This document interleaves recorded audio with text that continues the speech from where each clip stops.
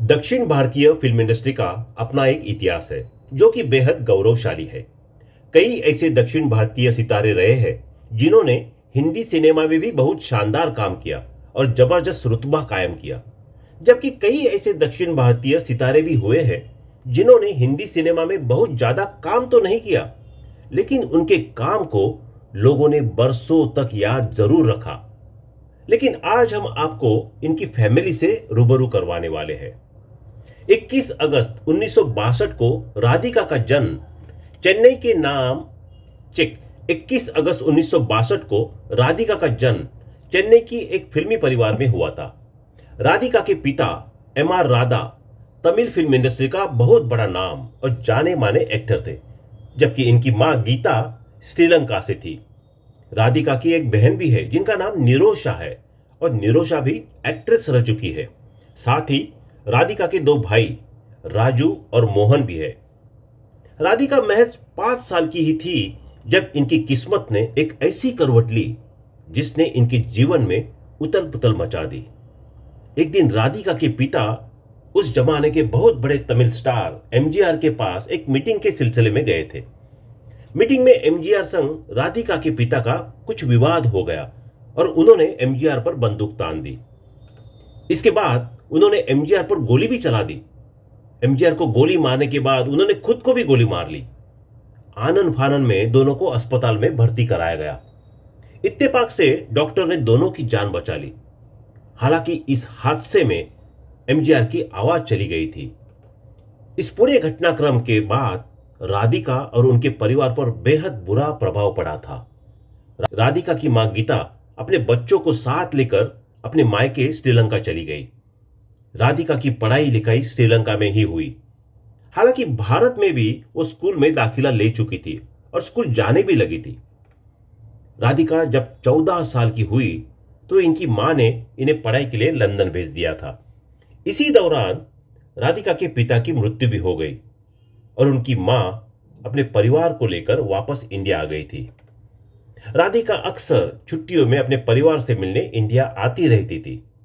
ऐसे ही एक दफा राधिका कॉलेज की छुट्टियों के दौरान लंदन से भारत आई हुई थी। इत्तेफाक से तब ही इनके घर उस जमाने के बड़े डायरेक्टर भाटी राजा आए थे। भाटी राजा ने जब राधिका को देखा तो उन्होंने इनकी मां से कहा कि अगर राधिका फिल्मों में काम करना चाहे तो मेरे पास उनके लिए एक रोल है। राधिका को जब ये सारी बात पता चली तो उन्होंने फिल्मों में काम करने से साफ इनकार कर दिया। अपने पिता वाली घटना के बाद से ही राधिका खुद को फिल्म इंडस्ट्री से दूर रखना चाहती थी। मगर जब उनकी मां ने उनसे कहा कि तुम्हें फिल्मों में एक बार तो किस्मत जरूर आजमानी चाहिए, तो राधिका भाटी राजा की उस फिल्म में काम करने के लिए तैयार हो गई। वो फिल्म थी किजवा के पोगुम रेल और यह फिल्म सन 1978 को रिलीज हुई थी। राधिका ने जब अपनी पहली फिल्म में काम किया था तो उनके दिमाग में यह बात अच्छी तरह से बैठ चुकी थी कि अगर यह फिल्म सफल हुई तो वो फिल्मों में आगे भी काम करती रहेंगी और अगर फ्लॉप हुई तो वापस लंदन लौट जाएंगी। मगर राधिका की डेस्टिनी चाहती थी कि वो फिल्मों में ही काम करे। किजवा के पोगुम रेल की एक बड़ी हिट साबित हुई और पहली ही फिल्म से राधिका ने सफलता का स्वाद चख लिया। राधिका के पास फिल्मों के ऑफर्स का ढेर लग गया। राधिका ने भी फिल्मों में करियर बनाने का फैसला कर लिया। पहली फिल्म के बाद इन्होंने ढेरों तमिल, तेलुगु, कन्नड़ व मलयालम फिल्मों में काम किया। साउथ फिल्म इंडस्ट्री के साथ साथ ही राधिका ने हिंदी फिल्म इंडस्ट्री में भी अपनी किस्मत आजमाई। साल 1979 में रिलीज हुई फिल्म हमारे तुम्हारे इनकी पहली हिंदी फिल्म थी। इस फिल्म में राखी और संजीव कुमार के अलावा अनिल कुमार, अमरीश पुरी, असरानी, महमूद और अमजद खान जैसे बड़े सितारे भी थे। इसी फिल्म में महमूद साहब के दो बेटे लकी अली और पक्की अली भी नजर आए थे। फिल्मों में राधिका के किरदार का नाम सोनिया था। पहली हिंदी फिल्म के बाद राधिका ने अपने पराये और असली नकली नाम की 2 और हिंदी फिल्मों में भी काम किया। मगर हिंदी बेल्ट में राधिका को शोहरत मिली 1986 में आई फिल्म नसीब अपना अपना से। इसी फिल्म में राधिका के अलावा ऋषि कपूर और फरहान नाज भी थे। फिल्म में राधिका के लुक और खास तौर पर उनकी चोटी ने दर्शकों का ध्यान अपनी तरफ खींचा था। राधिका के किरदार के नाम चंदो था। राधिका के करियर की दूसरी महत्वपूर्ण हिंदी फिल्म थी आज का अर्जुन। इस फिल्म के लिए राधिका को बेस्ट सपोर्टिंग एक्ट्रेस का फिल्म फेयर नॉमिनेशन भी मिला था। राधिका की आखिरी हिंदी फिल्म लाल बादशाह थी। चंद हिंदी फिल्मों में काम करने के बाद राधिका वापस साउथ इंडस्ट्री की तरफ लौट गई। वक्त के साथ हिंदी फिल्म इंडस्ट्री ने राधिका को भुला दिया, लेकिन साउथ इंडस्ट्री में राधिका सुपरस्टार बन गई। उन्होंने एक से बढ़कर एक फिल्मों में काम किया। टीवी पर भी राधिका ने खूब काम किया। ढेरों अवार्ड्स राधिका की झोली में आए। राधिका के करियर में एक दौर वो भी आया जब साउथ फिल्म इंडस्ट्री की सबसे बड़ी एक्ट्रेस इन्हें माना जाता था। मगर इसी दौरान राधिका का निजी जीवन बेहद उथल पुथल वाले दौर से गुजर रहा था। कहा जाता है कि साल 1985 में राधिका ने अभिनेता प्रताप पोठन संग शादी की थी, लेकिन एक साल बाद ही यह शादी टूट भी गई। साल 1990 में राधिका ने रिचर्ड हार्डी नाम के एक ब्रिटिशर से शादी की। इसी शादी से राधिका ने एक बेटी को भी जन्म दिया।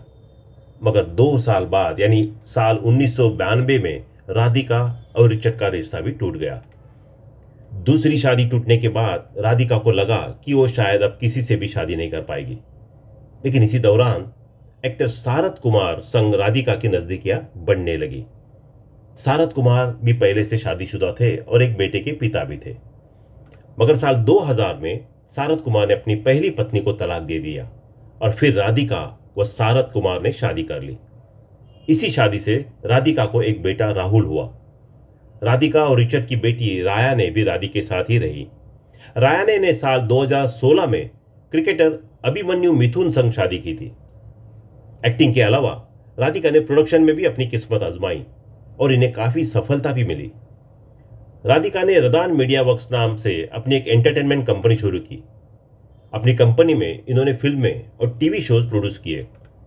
हालांकि एक वक्त वो भी था जब इनकी कंपनी लगभग डूबने वाली थी और लोग इनके इस फैसले का काफी मजाक भी बना रहे थे, लेकिन अपनी मेहनत और लगन से राधिका ने अपनी कंपनी को फिर खड़ा किया और कामयाब भी बनाया।